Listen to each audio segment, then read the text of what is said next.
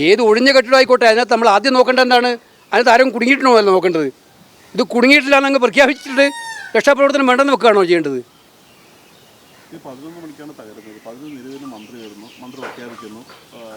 അതാ ഞാൻ പറയുന്നത്.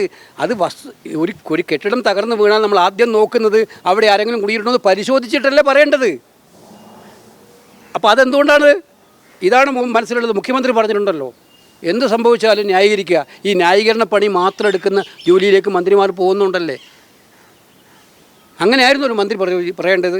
അവിടെ പരിശോധിച്ച് വസ്തുക്കൾ പക്ഷേ അടിയന്തരമായി രക്ഷാപ്രവർത്തനം നടത്തിയിരുന്നെങ്കിൽ ഒരു വിലപ്പെട്ട ജീവൻ രക്ഷപ്പെടുത്താമായിരുന്നു എന്നാണ് എല്ലാവരും ഇപ്പോൾ കരുതുന്നത്. അപ്പോൾ ഇത് തീർച്ചയായിട്ടും ആരോഗ്യ വകുപ്പിനെ നാഥനില്ല കളരിയാക്കി മാറ്റുന്ന ഒരു സർക്കാർ. ആരെങ്കിലും സത്യം തുറന്നു പറഞ്ഞാൽ ആ സത്യം തുറന്നു പറയുന്നവനെ വേട്ടയാടി ഇല്ലാതാക്കുന്ന ഗവൺമെൻറ്.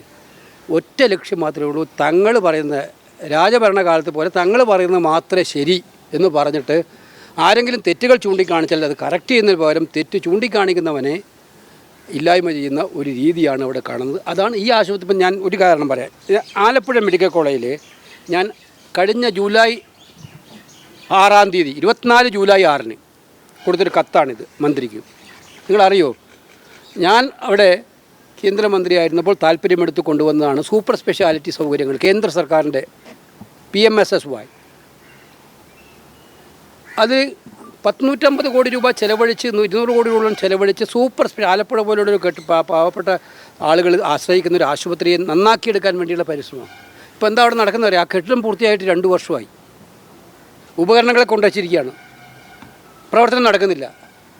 ഇടയിൽ ഞാൻ കഴിഞ്ഞ മാസം ഇലക്ഷൻ കഴിഞ്ഞ ഉടനെ ഒരു HDS മീറ്റിംഗ് അവിടെ കൂടിയപ്പോൾ പരാതികൾ വന്ന് നോക്കിയപ്പോൾ അവിടുത്തെ ഡോക്ടർമാർ എന്നോട് പറഞ്ഞതാണ്, അവിടെ ഈ പുതിയ കെട്ടിടത്തിൻ്റെ വാങ്ങിയ ഉപകരണങ്ങൾ വരെ തുരുമ്പ് പിടിച്ചുകൊണ്ടിരിക്കുകയാണ്. കെട്ടിടങ്ങളിൽ ചോർച്ച വന്നുകൊണ്ടിരിക്കുകയാണ്. കാര്യം പുതിയ കെട്ടിടത്തിൽ മെയിൻ്റനൻസ് നടത്തുന്നില്ല. എന്താ കാരണം ആരോഗ്യവകുപ്പ് മന്ത്രി ആ പണി ചെയ്യിപ്പിച്ചിരുന്നത് വേറൊരു ഏജൻസിയാണ്, PWD അല്ല. അതിന് PWD ചെയ്യാത്ത വർക്കായതുകൊണ്ട് മെയിൻ്റനൻസ് ചെയ്യാൻ ഉത്തരവാദിത്തം ഞങ്ങൾക്കില്ല എന്ന് PWD. ആരോഗ്യവകുപ്പ് മെയിൻ്റനൻസ് ചെയ്യണമെന്ന് പറയുന്നു, PWD തയ്യാറല്ല. ഈ സംബന്ധിച്ചൊരു കത്താണ് ഞാൻ ആരോഗ്യമന്ത്രിക്ക് 1 വർഷം മുമ്പ് കൊടുത്തത്. ഈ കോടിക്കണക്കിന് രൂപ വിലപിടിപ്പുള്ള ഉപകരണങ്ങൾ നശിച്ചു പോവുകയാണ്, കെട്ടിടം നശിച്ചു പോവുകയാണ്. ഇത് PWDയും ആരോഗ്യവകുപ്പും തമ്മിലുള്ള ചെറിയ തർക്കമാണ്.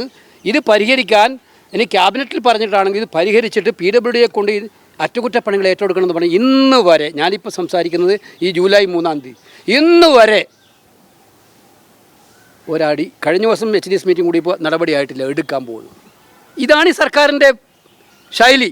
1 വർഷമായിട്ട് ഒരു കത്ത് MP കൊടുത്തിട്ട് എന്തിനാ? ന്യായമായ കാര്യത്തിന് നമ്മൾ കോടിക്കണക്കിന് രൂപ ചെലവഴിച്ച് ആധുനിക സൗകര്യങ്ങൾ ഉണ്ടാക്കി ആധുനിക ഉപകരണങ്ങൾ വാങ്ങി ഉണ്ടാക്കിയ ഒരു മെഡിക്കൽ സൂപ്പർ സ്പെഷ്യാലിറ്റി ഹോസ്പിറ്റലിൽ അറ്റകുറ്റപ്പണികൾ നടത്താനുള്ള ഈഗോ കാരണം പരസ്പരം ഏറ്റെടുക്കാത്ത വകുപ്പുകളെ ഒന്ന് സംയോജിപ്പിക്കാൻ പറഞ്ഞിട്ട് അതിന് തയ്യാറാവാത്ത സർക്കാരാണ് ഈ സർക്കാർ.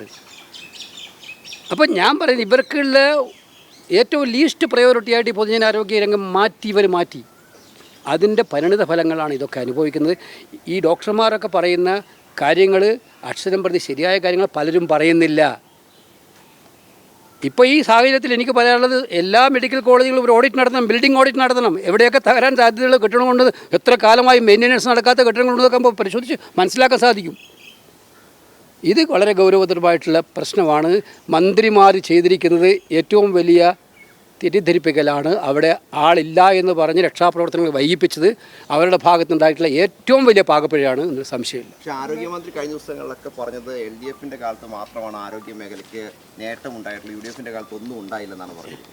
ഇത് UDFൻ്റെ കാലത്ത് എന്തെങ്കിലും ഒരു സംഭവം ഉണ്ടായാൽ അതിനെ സ്പെയർ ചെയ്തവരാണോ ഇന്ന് രാജ്യം ഭരിക്കുന്നത്? നിങ്ങളെല്ലാം പഴയ കാലത്തിൻ്റെ കണക്കും താരതമ്യം, അതിന് കണക്ക് പറഞ്ഞ ഈ ഓരോ ജില്ലയിലും സർക്കാർ മെഡിക്കൽ കോളേജ് അനുവദിച്ചത് ആരാ? പൊതുജനാരോഗ്യം മെച്ചപ്പെടുന്നവരാണ്, ഇവരാണെന്നല്ല പറയുന്നത്. പക്ഷേ ആ മെഡിക്കൽ കോളേജുകളെ ശക്തിപ്പെടുത്താൻ പോലും ഇവരൊന്നും തീരുമാനിച്ചിട്ടില്ല. UDFൻ്റെ കാലത്തെ കുറ്റം പറഞ്ഞ് എത്ര കാലം നിങ്ങളിങ്ങനെ ഈ കെടുകാര്യസ്ഥത തുടരും? UDFൻ്റെ കാലത്തെ കുറ്റം പറഞ്ഞിട്ട് എത്ര കാലം തുടരും? 9.5 കൊല്ലമായിട്ട് നിങ്ങളല്ലേ ഭരിക്കുന്ന നാട്.